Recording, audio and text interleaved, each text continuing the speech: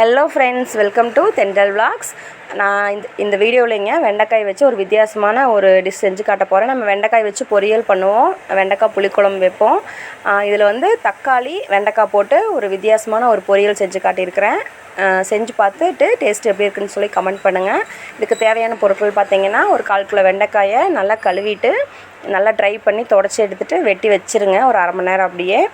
அப்போ தான் வளவளப்பு தன்மை வராது. அண்டு ஒரு 2 பெரிய வெங்காயம், 3 தக்காளி, 3 வரமிளகாய் எல்லாத்தையும் கட் பண்ணி ரெடியாக வச்சுக்கலாம். ஒரு பேனில் கொஞ்சமாக ஆயில் விட்டு கடுகு உளுந்து போட்டு தாளிச்சிருங்க.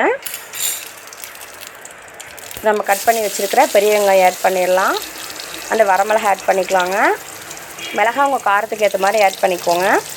அண்டு கருவேப்பிலை எல்லாத்தையும் ஆட் பண்ணி நல்லா பொன்னிறமாக வதக்கணும். அப்புறம் தக்காளி நம்ம ஆட் பண்ணிக்கலாம். தக்காளியோட டேஸ்ட்டு இதில் ஹைலைட்டாக இருக்கும். ஸோ தக்காளி நல்லா மசிஞ்சு வர அளவுக்கு வதக்கிடுங்க. கொஞ்சமாக உப்பு போட்டிங்கன்னா சீக்கிரமாக வதங்கிடும். நல்லா தக்காளி கொலைய மசிஞ்சு வரணும். இந்த மாதிரி வந்ததுக்கப்புறமா நம்ம ஒரு பிஞ்ச் மஞ்சள் தூள் ஆட் பண்ணிக்கலாம். 1 ஸ்பூன் சாம்பார் தூள் ஆட் பண்ணிடலாம். அண்டு நம்ம கட் பண்ணி வச்சுருக்கிற வெண்டைக்காய் ஆட் பண்ணிக்கோங்க. குழம்புக்கு தேவையான உப்பு சேர்த்திக்கலாங்க. தண்ணி கொஞ்சம் கூட ஆட் பண்ண வேண்டாம். தக்காளியோட இதுலேயே வந்து வெண்டைக்காய் நல்லா வெந்து வரணும். மூடி வச்சுருங்க.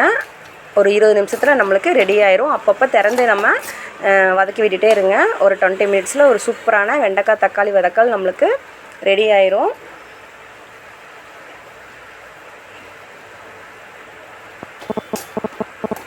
இந்த மாதிரி அப்பப்போ திறந்து பார்த்து நீங்கள் வதக்கி விட்டுட்டே இருங்க, இல்லைன்னா கருகி போயிடும்.